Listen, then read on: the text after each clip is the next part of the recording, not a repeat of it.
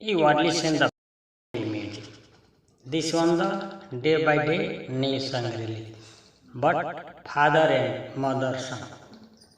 हाँ तो हम सिंगर विपिन विधाता हमार कैसेट अपने लोग जा 900 प्लस देखनी जा एक और माई और बाबू के कैसेट लेकर के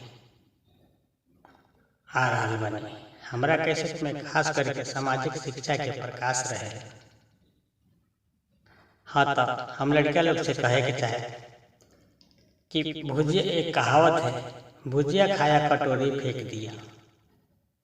माता पिता ने पोस पाल करके सयान कर दिया, तो ऐसा नहीं कि बड़े हो गए तो माता पिता को छोड़ करके अपने आप को काम करने लगे। एक और बात कि कुछ कहा गया है कि कुछ लोहरो दोष और कुछ कोहरो दोष, ऐसा ही होता है।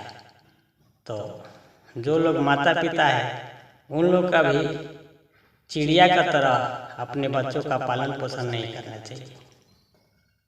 जैसे कि चिड़िया बच्चे में अंडा छाप करके बच्चा तैयार कर देते हैं और उसका बाद उस बच्चे को छोड़ देते हैं, तो ऐसा नहीं करना चाहिए, नहीं तो एक कलयुग है।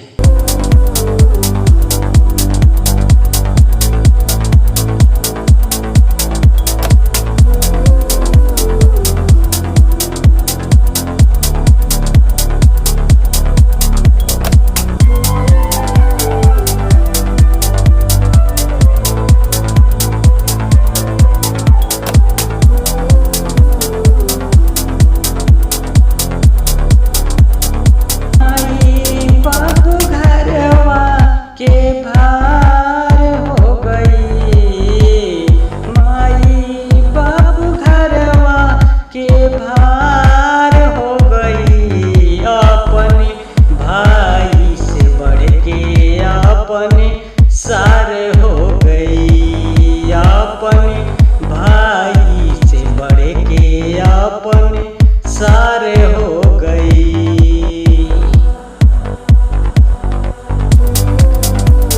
रिश्तेदार वाले लोग भी इस बात पर ध्यान दें, अपना नीति बच्चों के ऊपर जरूर सुधार करके रखें। You are listening the PNB music.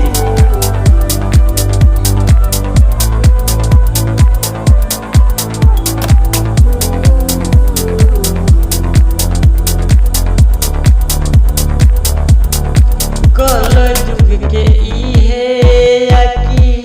इहे बाट नीति, एक कलयुग के इहे बाट नीति।